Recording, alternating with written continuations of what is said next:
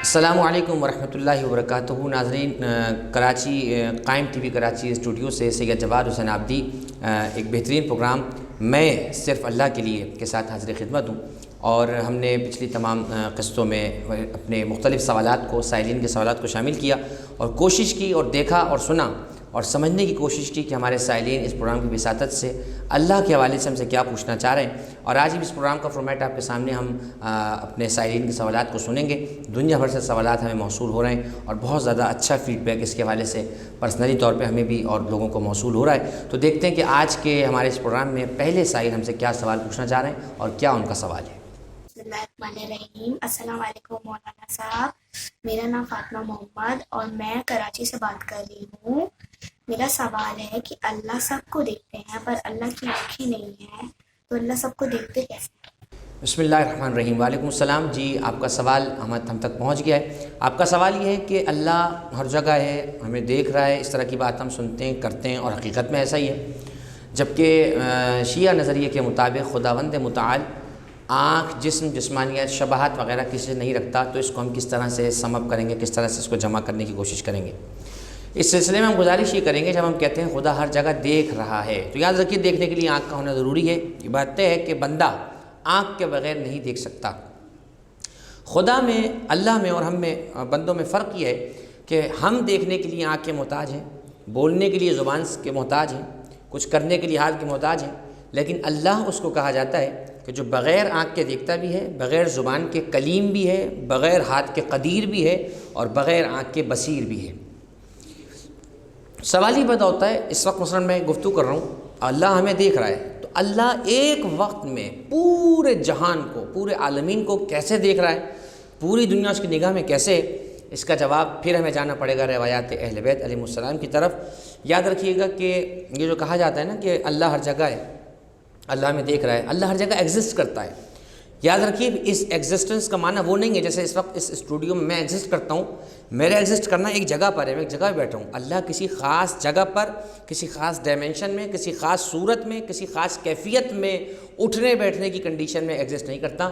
اس کی ایگزسٹنس کیسی ہے وہ میں ابھی آپ کے سامنے بیان کرتا ہوں۔ اللہ ہر جگہ ہے، سب کچھ دیکھ رہا ہے، اس کا مطلب کیا ہے؟ آیت الکرسی میں جو آیت موجود ہے نا، وسع کرسیہ السماوات والارض، اس کی کرسی زمین اور آسمان میں پھیلی ہوئی ہے۔ اس کرسی سے مراد مسلمانوں نے واقعاً ایک ایسی کرسی لے لیا، جیسے اس وقت میں آپ کے سامنے جس کرسی پہ بیٹھا ہوں، انہوں نے سمجھا اس طرح کی کوئی آبزرویشن میں کرسی ہے جو اتنی بڑی زمین و آسمان میں پھیلی ہوئی ہے، اور نعوذ باللہ انہوں نے کہا کہ اللہ اس پہ بیٹھا ہوا ہے۔ یہ بہرحال ہماری انٹرپریٹیشن نہیں ہے، اہل بیت کی انٹرپریٹیشن کے مطابق، ان کی تفسیر کے مطابق کرسی کا معنی سمجھنا پڑے گا۔ کرسی سے مراد وہاں آیت الکرسی میں جو لفظ آیا وسیع کرسی السماوات والارض، 4 پاؤں والی کرسی کوئی مراد نہیں ہے، نہ کوئی اس طرح جھولنے والی کرسی مراد ہے۔ کرسی سے مراد جب پوچھا گیا کیا ہے، توحید میں شیخ صدوق نے روایت لکھی، فرمایا کرسیہ علمہ، کرسی سے مراد اللہ کا علم ہے۔ یعنی اب ترجمہ کیا ہوا؟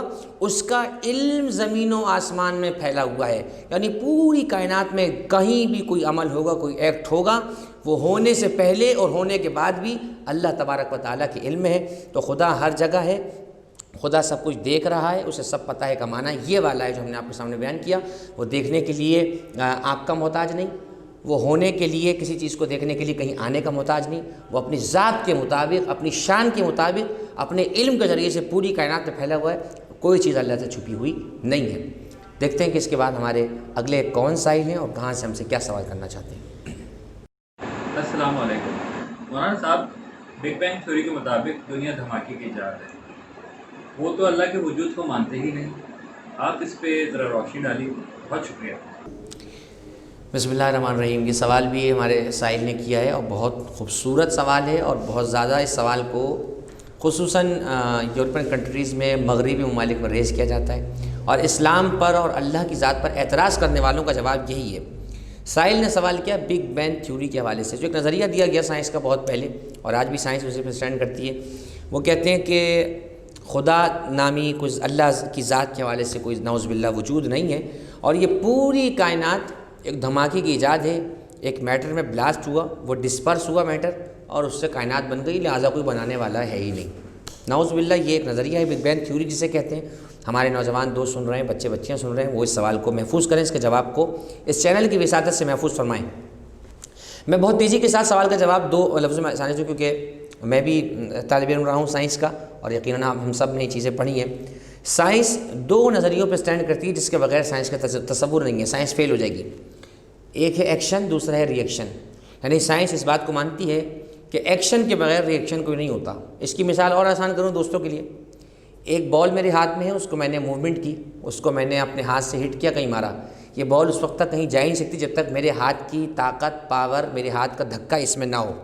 ایک چیز اب میرے سامنے کتاب رکھی ہے، جب تک رکھی رہے گی جب تک میں اسے ہاتھ سے پش نہ کروں۔ ہاتھ سے پش کرنا یہ ایکشن ہے، اس کتاب کا سلپ ہو کر دوسری جگہ پر ہو جانا یہ ری ایکشن ہے۔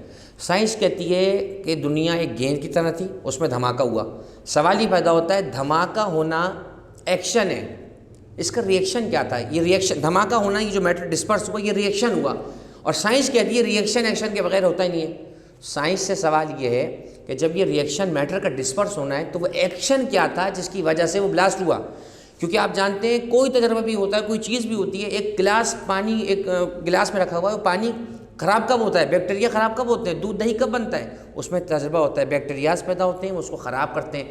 ایکشن کے بغیر ری ایکشن نہیں ہوتا۔ ان شارٹ آپ کے سوال کا جواب یہ ہوا، لیکن سوال یہ پیدا ہوتا ہے، آپ نے کہا دنیا گیند کی طرح تھی، میٹر ڈسپرس ہو گیا، دنیا بن گئی۔ وہ میٹر ڈسپرس کیسے ہوا؟ کون سی قوت تھی وہاں پر؟ ایسی کیا چیز تھی جس نے اس کو ڈسپرس کیا، بلاسٹ ہوا، دنیا بن گئی؟ اپڈیٹ تھیوری کے مطابق اس وقت ابھی جو میں آپ سے بات کر رہا ہوں، سائنس کے پاس اسٹل اس کا کوئی جواب نہیں ہے کہ وہ میٹر ڈسپرس کیسے ہوا۔ سائنس اس بارے میں خاموش ہے، اور ہمارے ناظرین یاد رکھیں جہاں پر سائنس آ کر چپ ہو جائے وہاں پہ پھر قرآن اور اہل بیت آگے بڑھ کر جواب دیتے ہیں۔ سائنس کے پاس آج تک جواب نہیں ہے کہ یہ دنیا کیسے بنی، وہ گیند میں بلاسٹ کیسے ہوا۔ اور دوسرا سوال آپ کے چونکہ سوال سے ریلیٹڈ ایک سوال ہے، اس کو میں یوں بیان کر دوں، سائنس کی اپڈیٹ تھیوری اس وقت نظریہ یہ بھی کہتا ہے کہ دنیا ابھی تک مکمل ڈسکور نہیں ہوئی۔ دنیا ہر آنے والے پر سیکنڈ کے اندر 60,000 کلومیٹر کے رفتار سے پھیل رہی ہے۔ یعنی اس وقت میں ابھی جو بات کر رہا ہوں آپ کے سامنے، یعنی ودن 1 سیکنڈ دنیا مزید پھیلتی چلی جا رہی ہے، کریٹ ہو رہی ہے مزید۔ تو آپ کو یہ بھی پتہ ہے کہ جب تک ایک گیند آسمان پہ آپ پھینکتے ہیں، وہ گیند اس وقت تک آسمان میں رہتی ہے جب تک آپ کے ہاتھ کی طاقت گیند میں ہو۔ ایک وقت آتا ہے وہ گیند نیچے آنے لگتی ہے کیونکہ آپ کے ہاتھ کی طاقت ختم ہو جاتی ہے، فورس آف گریوٹی، زمین کی طاقت اسے کھینچ لیتی ہے نیچے۔ تو بھائی بات یہ ہے کہ جب بنانے والا کوئی نہیں ہے تو یہ دنیا ابھی تک پھیل کیسے رہی ہے، رک کیوں نہیں رہی کہیں جا کر؟ سائنس کے پاس اسٹل ان دونوں سوالوں کا کوئی جواب نہیں ہے۔ میں 2 آیتیں قرآن کی آپ کے سامنے پڑھتا ہوں تاکہ آپ کے سوال کا جواب ہو جائے کہ بگ بینگ تھیوری کا نظریہ قرآن کی روح سے باطل ہے، غلط ہے۔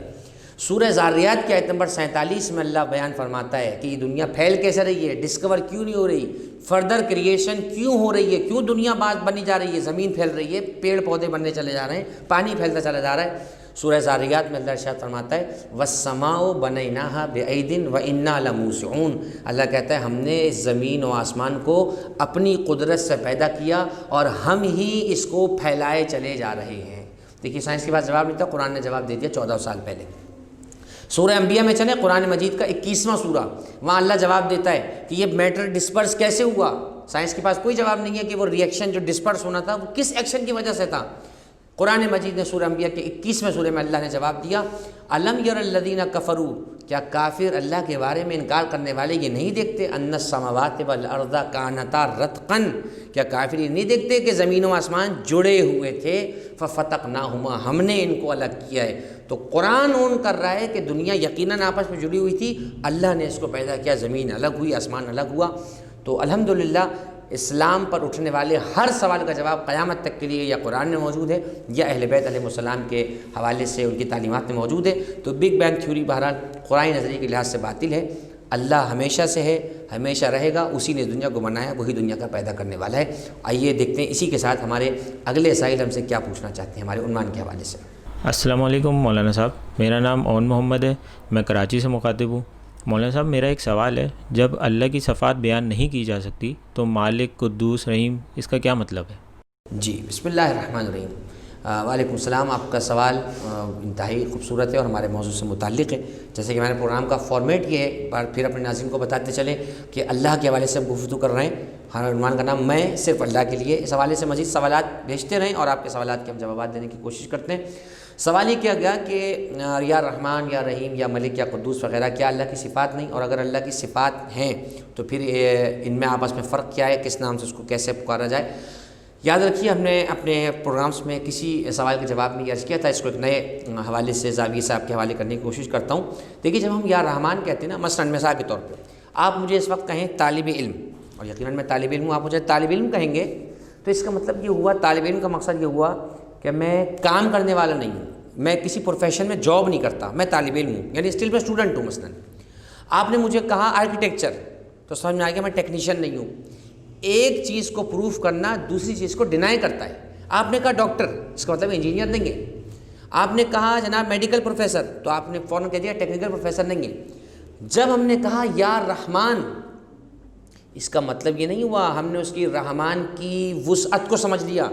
مثلاً میں کہوں رحم کرنے والا، تو کیا میرے اور آپ کے پاس کوئی پیمانہ ہے، کوئی اسکیل ہے کہ ہم جان سکیں کتنا رحم کرنے والا ہے؟ جواب آئے گا نہیں، ہمارے پاس کوئی پیمانہ نہیں ہے کہ ہم اس کو جج کر سکیں، اس کو ہم پیمانہ کر سکیں وہ کتنا رحم کرنے والا ہے۔ علماء فرماتے ہیں رحمان کا مطلب یہ ہوا کہ وہ ظلم کرنے والا نہیں ہے۔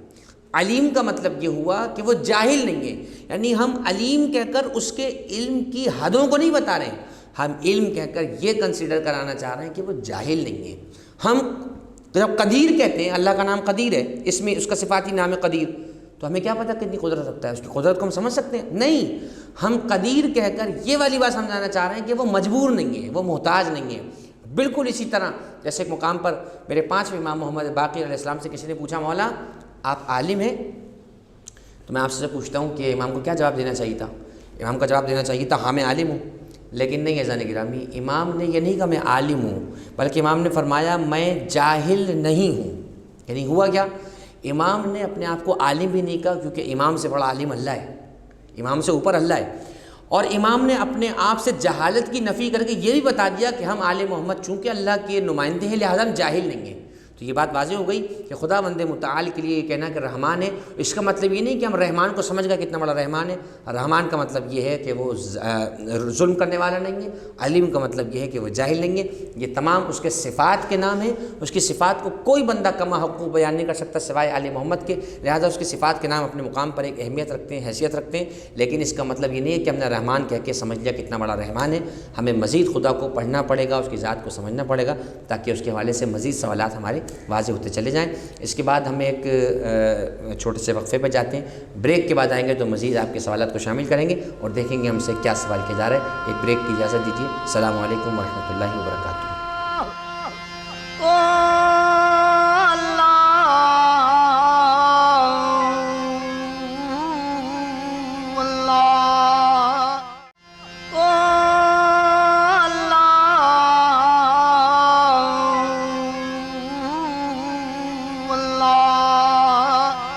السلام علیکم ورحمۃ اللہ وبرکاتہ۔ ناظرین ہم بریک سے واپس آ چکے ہیں اور ہمارا پروگرام میں صرف اللہ کے لیے جاری ہے اور آپ کے سوالات ہم لے رہے ہیں، بہت خوبصورت سوالات، اور ان کے جوابات دینے کی کوشش کر رہے ہیں۔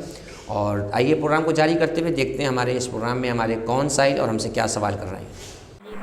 میرا نام زہرا ہے، میں کراچی سے بات کر رہی ہوں۔ مولانا صاحب میرا سوال یہ ہے کہ اللہ تعالیٰ کی معرفت کا زیادہ سے زیادہ پیمانہ کیا ہے؟ بسم اللہ الرحمن الرحیم۔ سوال یہ ہمارے سائل نے کیا بریک کے بعد کہ کیا خدا کی معرفت کا کوئی کم سے کم پیمانہ اور زیادہ سے زیادہ کوئی اسکیل ہے؟ تو یاد رکھیے خداوند متعال کی زیادہ سے زیادہ معرفت تو کوئی انسان حاصل نہیں کر سکتا، اس لیے کہ اللہ آل محمد علیہ السلام کے علاوہ کسی پر منکشف نہیں ہوا، اور اس نے اپنے اسرار اپنی ذات کے حوالے سے جنہیں معرفت عطا کی ہے کامل طور پر وہ حضرات محمد و آل محمد ہیں، وہ اس کی کما حق و معرفت رکھتے ہیں، اور ہماری معرفت ان کی معرفت کیا کہ یقیناً سمندر کے سامنے قطرے کے برابر ہے۔ لیکن آپ کا سوال اس حوالے سے کارآمد ہو سکتا ہے اور ہمارے جواب کی صورت میں ہو سکتا ہے کہ ادنا معرفت کیا ہے خداوند متعال کی، کم سے کم ایک مومن مسلمان خداوند متعال کو کیا جانے کیا سمجھے۔ میرے پیش نگاہ اس وقت روایت ہے کتاب التوحید اصول کافی کا چیپٹر کتاب التوحید، اور اس کا باب ہے پورا مکمل، اس کا نام ہے ادنا معرفت اللہ عز و جل۔ شیخ محمد یعقوب کلینی ایک روایت لکھی، کسی نے حضرت امام محمد باقر علیہ السلام سوال کیا کہ اللہ کی کم سے کم معرفت کیا ہے؟ بہت خوبصورت جواب، یعنی ہمارے تمام سوالات اس امام کی ایک روایت میں سمٹ سکتے ہیں۔ یہ کمال ہے آل محمد کا، کیونکہ کلام الامام امام الکلام، امام کا کلام جو ہوتا ہے نا، امام کی گفتگو وہ تمام گفتگوؤں کی سردار ہوتا ہے، تمام باتوں کی سردار ہوتا ہے۔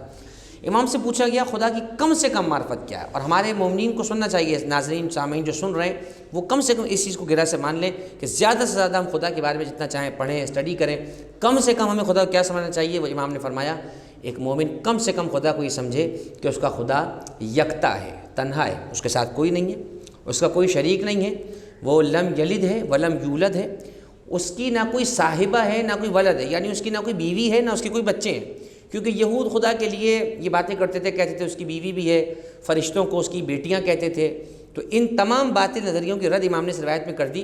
کم سے کم آپ خدا کو کیا جانیے، خدا یکتا ہے، احد ہے، قل هو اللہ احد، وہ بے نظیر ہے، اس کی کوئی مثال نہیں ہے، وہ اس کا کوئی کف نہیں ہے، اس کا کوئی ہمسر نہیں ہے، اس کی کوئی نظیر نہیں ہے، اس کی کوئی بیوی نہیں ہے، اس کا کوئی بچہ نہیں ہے، وہ آل اولاد سے جسمانیت سے پاک ہے۔ کم سے کم اہل بیت علیہ السلام کے بتائے ہوئے طریقوں کے مطابق اللہ کی معرفت یہ ہے، اور مزید جو شخص توحید کے باب میں جتنا چاہے آل محمد کی روایات کے مطابق، آل محمد کے افکار کے مطابق چاہے خدا کو پڑھے، خدا کی معرفت اسے حاصل ہوگی۔ جو جتنا اپنے رب سے قریب ہوتا چلا جائے گا، حدیث قدسی کا لفظ ہے، جیسے شیخ الرعاملی نے اپنی کتاب حدیث القدسیہ میں نقل کیا، اللہ فرماتا ہے میرے بندے تو ایک قدم میری طرف بڑھائے گا، میں 10 قدم تیری طرف بڑھوں گا، یعنی تو ایک دفعہ میری طرف توجہ کرے گا، میں 10 مرتبہ اپنا لطف، کرم، التفات اپنی رحمت تجھ پہ کروں گا۔ تو ہمیں چاہیے اس قرآن کی وساطت سے، مجالس کی وساطت سے، کتابوں کی وساطت سے، واسطے سے جتنا چاہیں خداوند متعال کی ذات کو پڑھیں اور اس کے قریب ہوتے چلے جائیں، تاکہ ہمارا رب ہم سے راضی ہو، ہماری آخرت کے دنیا کے معاملات اچھے ہو جائیں۔ دیکھتے ہیں کہ اس سوال کے بعد ہمارے کون سائل ہیں اور ہم سے کیا سوال کرنا چاہتے ہیں۔ السلام علیکم، یا علی مدد مولانا صاحب، میں روبینہ سعید بات کر رہی ہوں دبئی سے۔ میرا ایک آپ سے سوال ہے کہ اہل بیت علیہ السلام سے روایت ہے کہ اللہ تعالیٰ کے بارے میں نہ سوچا جائے، آپ اس کی وضاحت کر دیں، کیوں نہ سوچا جائے؟ اہل بیت علیہ السلام نے یہ کیوں کہا کہ کیوں نہ سوچا جائے؟ بسم اللہ الرحمن الرحیم۔ یقیناً ہمارے سائل نے جو سوال کیا ہے ان کے پیش نگاہ کوئی ایک روایت رہی ہوگی یا انہوں نے کسی سے جملہ سنا ہے، کیونکہ یہ روایت ہماری کتابوں میں موجود ہے، اور تقریباً کتابوں میں ہمارے یہاں مثلاً نہج البلاغہ میں اور دیگر احادیث کی کتب میں روایت آئی ہے، اور امیر المومنین حضرت علی ابن ابی طالب، جن سے بڑا اللہ کو پہچاننے والا کائنات میں کوئی نہیں، اور محمد مصطفیٰ صلی اللہ علیہ وآلہ وسلم جو امیر المومنین کے بھی استاد ہیں، اور امیر المومنین نے جو کچھ علم لیا وہ رسول خدا سے ہمارے عقیدے کے مطابق لیا ہے۔ امیر المومنین کی ایک روایت پیش نگاہ ہے میرے، اور میں اس روایت کو اپنے سائل کے جواب کے طور پر پیش کرتا ہوں۔ امیر المومنین نے بلکہ 2 روایتیں ہیں۔ امیر المومنین فرماتے ہیں لا تفکروا فی اللہ بل تفکروا فی خلق اللہ لأن التفکر فی اللہ لا یزاد الا الحیرۃ۔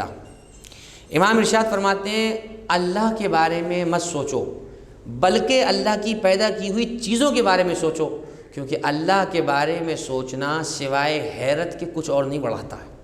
آپ اس روایت پہ توجہ فرمائیں، اس روایت میں ٹوٹلی پابندی نہیں ہے، اللہ کی ذات کو کنسیڈر کرنا، اس کو سمجھنا، اس کے بارے میں ABCD کر کے پڑھنا، وہ کیسا ہے، کب سے، کیوں سے، اس چیز کے بارے میں ہمیں منع کیا جا رہا ہے، کیونکہ بہت سی چیزیں ایسی ہیں جس کے ڈائریکٹلی ہم پابند نہیں ہیں، ہم کیپیبل نہیں ہیں، ہم اتنی ایبلٹی نہیں رکھتے کہ ہم ان چیزوں کے سوالوں کے جواب دے سکیں۔ امیر المومنین فرماتے ہیں خدا کے بارے میں مت سوچو، وہ کیوں ہے، کب سے ہے، کہاں سے آیا، کیسا ہے، کیونکہ یہ سوچنا تمہیں سوائے حیرت کے اور گمراہی کے کچھ بھی نہیں پڑے گا۔ ایک روایت میں ہے کہ اللہ کے بارے میں مت سوچو فتضلوا، تم گمراہ ہو جاؤ گے۔ بلکہ امام نے ایک دوسری ڈائمینشن ہم لوگوں کے دی، اور امام نے ہمیں رخ کیا دیا، فرمایا بل تفکروا فی خلق اللہ، تم اللہ کے بارے میں غور کرو۔ آج جو لوگ اعتراضات کرتے ہیں نا خدا کے بارے میں سوال کر کے، وہ کب سے ہے، کہاں ہے، کیوں آیا، کیسے ہے، کیسے نہیں ہے، ان سے ذرا آپ یہ پوچھیے، ہمیں بتلائیے انسان کے جسم میں باریک رگوں کا جال کیسے ہے اور کیوں ہے؟ کیا اس کا جواب ان کے پاس ہے؟ آپ ان سے یہ پوچھ کے بتلائیے کہ یہ سمندر کس طرح سے حدوں میں بہہ رہا ہے، باہر کیوں نہیں آ رہا؟ کیا اس کا جواب آپ کے پاس ہے؟ آپ ان سے یہ پوچھ کے بتلائیے سورج کی گولائی کتنی ہے؟ کیا اس کا سوال آپ کے پاس ہے؟ آپ یہ بتلائیے مشرق سے مغرب تک کا فاصلہ کتنا ہے؟ کیا اس کا جواب آپ کے پاس ہے؟ تو میرے بھائی، جب ان سوالوں کے جواب ہمارے پاس نہیں ہیں، ان کے جواب ابھی تک ہم نے نہیں ڈھونڈے، تو ہم ڈائریکٹ خدا پر چلے جائیں اور یہ سوچیں خدا کتنا ہے؟ خدا نے اپنے آپ کو سمجھنے کے لیے یہ نشانیاں رکھ دی ہیں، یہ سوالات رکھ دیے ہیں۔ کیا کوئی سوال ہمیں یہ بتلا سکتا ہے کہ اللہ نے یہ آنکھ کیسے بنائی ہے، کیوں بنائی ہے؟ کیوں سائنس مل کر آج اتنی سائنس ترقی کر چکی ہے کہ چاند پہ پہنچ گئی، کیا سائنس مل کر ایک آنکھ جیسی آنکھ بنا سکتی ہے؟ نہیں ہے۔ جانے گرامی سب سوالوں کا جواب آئے گا نہیں نہیں نہیں نہیں، تو جب آپ ان ساری چیزوں پہ غور کریں گے نا تو خدا آپ کو سوائے بڑائی کی کچھ اور نظر نہیں آئے گا. پھر یہ سوال آپ کا خود ہی ختم ہو جائے گا کہ خدا نظر کیوں نہیں آ سکتا, خداوند متعال کیسے ہمیں سوچنے کے لیے کیوں ہمیں پابندی لگائی گئی ہے. تو جن روایات میں خدا کے بارے میں سوچنے کو منع کیا گیا ہے, یہاں خدا کے بارے میں بحث کرنے کو منع کیا ہے. ایک روایت اور پڑھ دوں. امیر کائنات علیہ السلام فرماتے ہیں اذا جرى الكلام فی اللہ عز وجل فامسکوا. امام فرماتے ہیں کسی محفل میں کسی گیدرنگ بیٹھے اور اللہ کے بارے میں بات چل پڑے نا, وہ کیسا ہے کیوں ہے, فرمایا تم وہاں چپ ہو جاؤ. ایک روایت میں وہاں سے اٹھ جاؤ, فرمایا ورنہ تم گمراہ ہو جاؤ گے. امام فرمایا کیونکہ تم اپنے ذہن سے جو کچھ سوچو گے نا وہ تمہارے ذہن کا اسکیچ تو ہو سکتا ہے, خاکہ تو ہو سکتا ہے, خدا نہیں ہو سکتا. کیونکہ جو عقل کے دائرے میں آ جائے وہ ہمارا خیال ہوتا ہے, اور خداوند متعال عقل کا پیدا کرنے والا ہے, عقل سے بالا تر ہے. تو خدا کی بلندی کو اگر سمجھنا ہے اہل بیت کی روایت کو پڑھیں, اس سے ہٹ کے خدا سمجھیں گے تو پھر آپ گمراہ بھی ہو جائیں گے اور آپ کا ایمان ختم ہو سکتا ہے. اس سوال کے بعد دیکھتے ہیں ہمارے اگلے ناظرین سائل ہم سے کیا سوال کرنا چاہ رہے ہیں. السلام علیکم مولانا صاحب, میں کراچی سے عابد رضوی بات کر رہا ہوں. میرا سوال یہ ہے کہ اللہ تعالیٰ اپنی ہر عبادت میں فرماتا ہے قربتاً اللہ, یعنی میرے قریب آؤ, جبکہ اللہ تعالیٰ نہ تو کوئی جسم رکھتا ہے نہ کوئی مکان, تو اس سے کیا مراد ہے؟ بسم اللہ الرحمن الرحیم. سائل کا کہنا یہ ہے کہ جب خدا جسم نہیں رکھتا, جسمانیت نہیں رکھتا, اس کا کوئی مکان نہیں ہے, اس کا کوئی گھر نہیں ہے ایز سچ جس میں وہ رہتا ہو, ایگزسٹ کرتا ہو. کعبہ اللہ کا گھر ہے, اس نے خود کہا ہے بیت اللہ, لیکن اس میں ایگزسٹ نہیں کرتا, اس میں رہتا نہیں ہے, اس میں آتا نہیں ہے. تو پھر قربتاً اللہ کا مطلب کیا ہے؟ مثلا میں اس وقت بول رہا ہوں تو میں کیمرے سے قریب ہوں, کیمرہ مجھ سے قریب ہے, تو یہ ہم کچھ نہ کچھ قریب ہے, یہ فاصلہ, یہ ڈائمنشن اس کو ناپا جا سکتا ہے. قربتاً اللہ نماز پڑھتا ہوں, قربتاً اللہ روزہ رکھتا ہوں, قربتاً اللہ حج کرتا ہوں. اس کا ترجمہ کیا ہوا؟ میں 2 رکعت نماز فجر پڑھتا ہوں اللہ سے قریب ہونے کے لیے. یعنی کیا مطلب, وہ کس جگہ ہے جو ہم سے قریب ہونا چاہ رہے ہیں؟ تو سوال بہت اچھا ہے ہمارے سائل کا, اور اس کا جواب یہ ہے کہ کسی کے قریب ہونے کے 2 معنی ہیں. مثلا ہم کہتے ہیں کہ میرا فلاں دوست میرے دل کے قریب ہے, تو دل کے قریب سے مراد آپ کیا لے رہے ہوتے ہیں؟ وہ آپ کے دل کے اندر تھوڑی ہے. دل کے قریب کا مطلب میں فکر کے اعتبار سے, سوچ کے اعتبار سے, محبت کے اعتبار سے, رشتے کے اعتبار سے اس کے قریب ہوں. تو یہاں پر آپ نے قربت کا اور قریبی کا حقیقی معنی نہیں لیا, سیکنڈ معنی لیا ہے, یعنی دوسرا مجازی معنی, جسے ہم مجازی معنی کہتے ہیں. حقیقی معنی مطلب کیا ہے؟ مثلا اس کیمرے کے میں حقیقی طور پہ قریب ہوں, آپ حقیقی طور پہ ٹی وی کے قریب ہیں. مجازی معنی مراد یہ ہوتا ہے کہ کسی شخص سے, کسی ذات سے رشتے کے اعتبار سے قریب ہونا, سوچ کے اعتبار سے قریب ہونا. جب ہم کہتے ہیں نا کہ میں نماز پڑھتا ہوں قربتاً اللہ, یعنی ہم قرب معنوی خدا کا چاہ رہے ہوتے ہیں. خدا کا قرب معنوی کیا ہے؟ جب ہم خدا سے قریب ہوتے ہیں تو ہم گناہوں سے دور ہو جاتے ہیں. یاد رکھیے گا, خدا سے قریب ہونے کا معنی یہ نہیں کہ کسی گھر میں ایگزسٹ کرتا ہے وہاں جائیں گے تو قریب ہو جائیں گے, نہیں. خدا سے قریب ہونے کا معنی یہ ہم گناہوں سے دور ہو جائیں گے. اور ایک اور روایت مجھے بڑی خوبصورت ذہن میں آ رہی ہے, کسی نے پوچھا امیر المومنین سے خدا سے قریب ہونے کا معنی کیا ہے؟ فرمایا انا جنب اللہ فی الارض, یا ایک روایت میں انا جنب اللہ ظاہر, میں علی اللہ کا ظاہری پہلو ہوں, جو مجھ علی کے قریب آ گیا گویا کہ وہ اللہ کے قریب آ گیا. تو بات پھر وہیں آ گئی, زمین پر اللہ کے قریب وہی شخص آ سکتا ہے جو زمین پر اہل بیت کے قریب رہا ہو, کیونکہ اہل بیت علیہم السلام اللہ کے نمائندے ہیں. اللہ کہیں ایگزسٹ نہیں کرتا, اللہ اہل بیت کے گھر میں ایگزسٹ نہیں کرتا, یہ بھی یاد رکھیے گا. لیکن جو ان کے قریب آ گیا گویا کہ وہ اللہ کے قریب آ گیا, کیونکہ زمین پر اللہ کے نمائندے, اس کی حجتیں آل محمد ہیں. تو قربتاً اللہ کا معنی آبزرویشن میں, خارج میں, ظاہر میں کسی سے قریب ہونا نہیں, بلکہ عمل کے ذریعے سے, اہل بیت کی محبت کے ذریعے سے اس کی رحمت کے قریب ہونا معنی مراد ہے. اللہ نہ ظاہر میں کسی مکان میں کہ اس کے قریب ہو جائے. تو قربتاً اللہ کا مطلب مانوی قرب ہے, روحانی قرب ہے, نہ کہ جسمانی یا ظاہری قرب ہے. ہمارا آج کے اس پروگرام کا آخری سوال ہم شامل کر رہے ہیں, اور دیکھتے ہیں کہ ہمارے آج کے سائل ہم سے آخری سوال کیا کرنا چاہ رہے ہیں. السلام علیکم مولانا صاحب, میرا نام میسا مرزا ہے. میرا آپ سے ایک سوال ہے کہ اللہ کب سے ہے اور اسے کس نے بنایا اور وہ کب تک رہے گا؟ سوال یہ کیا گیا, اللہ کب سے ہے, کیوں ہے, کہاں سے آیا, اسے کس نے بنایا. یہ سارے سوال خدا کی ذات سے متعلق ہیں, اور توحید کی ABCD میں بات پڑھی جاتی ہے. یاد رکھیے گا, جیسے ابھی ہم نے آپ کے سامنے عرض کیا کہ خدا کے حوالے سے یہ سوال اس وقت پیدا ہوتے ہیں جب ہم اہل بیت کی بتائی ہوئی تعلیمات کے مطابق جگہ سے ہٹتے ہیں. جب ہم یہ بات سوچتے ہیں وہ کب سے ہے, تو ہمارے ذہن میں آتا ہے کہ جب وہ فلاں وقت سے ہوگا تو اس سے پہلے نہیں ہوگا. معصوم سے پوچھا گیا کہ اللہ کب سے ہے, فرمایا یہ نہ کہو اللہ کب سے ہے, کیونکہ لفظ کب یہ ایک ٹائم پیریڈ پر دلالت کرتا ہے, اور اللہ اس وقت سے ہے جب وقت بھی نہیں تھا. یعنی وقت کی جو سوئیاں اور گھڑیاں طے ہوئی کب طے ہوئی؟ سورج اور چاند کے بعد. اور اللہ اس وقت سے جب سورج چاند بھی نہیں تھے. خداوند متعال کی ذات. اور اس سوال کا جواب اس طرح بھی ہو سکتا ہے کہ خدا کی ذات پر اگر کسی کو آپ دلیل دے رہے ہیں تو اسے قرآن حدیث سے نہیں دیں، کیونکہ غیر مسلم یا کوئی دہریہ اگر ہے، ایتھسٹ ہے، تو وہ قرآن و حدیث کو نہیں مانتا. اسے آپ عقلی طور پہ دلائل دیں. آج روبوٹ کے نام پر سائنس نے تحقیق کر لی ہے کہ آفیسز میں، گھر میں روبوٹس کام کر رہے ہیں. آپ ایک سائنسدان سے پوچھئے کہ یہ روبوٹ کیسے بنا. میں آپ کے سامنے گفتگو کر رہا ہوں، یہ مائک چھوٹا سا میرے کالر میں لگا ہوا ہے، یہ مائک کیسے بنا؟ کسی بچے سے میں کہوں بیٹا یہ مائک خود بن گیا، کچھ نہیں بنا ہے، تو کوئی چھوٹا سا بچہ بھی میری بات کو ایکسیپٹ نہیں کرے گا. یہ ایکسیپٹیبل نہیں ہے، یہ ان لاجیکل ہے کہ آپ یہ کہیں کہ یہ خود سے بن گیا. تو جب اتنا چھوٹا سا مائک، اتنا بڑا روبوٹ جس میں پورے پروگرام فکس ہیں اور سارے کام روبوٹ کر رہا ہے، تو حیرت کی بات ہے، ہمیں حیرت ہوتی ہے کہ جب وہ روبوٹ بغیر بنانے والے کے نہیں بنا، اتنی بڑی کائنات جو ڈسپلن کے ساتھ چل رہی ہے، وقت پہ سورج نکلتا ہے، وقت پہ چاند نکلتا ہے، اپنی ڈائمینشن میں دریا بہہ رہا ہے، اپنی ڈائمینشن میں سمندر بہہ رہا ہے، تو جب اتنا سا روبوٹ جو ایک حقیر سی مخلوق ہے پوری دنیا کے برابر اگر دیکھا جائے، تو جب یہ بغیر بنانے والے کے نہیں بنا، تو لا محالہ طور پہ عقل یہ بتاتی ہے کہ اس دنیا کا بھی بنانے والا کوئی ہے. عقل یہ بتاتی ہے کہ دنیا بنانے والا کوئی ہے، اور قرآن و حدیث بتاتے ہیں کہ اسی دنیا بنانے والی ہستی کا نام، اس ذات کا نام اللہ ہے، جس نے دنیا کو بنایا، ہم سب کو بنایا. خداوند متعال سے اس قرآن کی وساطت سے آج آخری اس سوال کے بعد یہ دعا کرتے ہیں کہ اللہ ہمیں اپنی کما حقہ معرفت نصیب فرمائے، اور اہل بیت کے ذریعے سے ہمیں خدا کو سمجھنے کی توفیق عطا فرمائے. انشاءاللہ سوالات کا سلسلہ مزید جاری رہے گا. آنے والے پروگرامز میں آپ کے سوالات کو مزید لیا جائے گا. آپ اپنے مزید سوالات بھیجیں تاکہ آپ کے سوالات کو اس پروگرام میں شامل کیا جائے. اگلے پروگرام تک کے لیے سید جبار حسین عابدی کو اجازت دیجیے. اگلے پروگرام میں آپ کے ساتھ دوبارہ حاضر خدمت ہوں گے. جب تک کے لیے اجازت دیں. خدا حافظ و ناصر.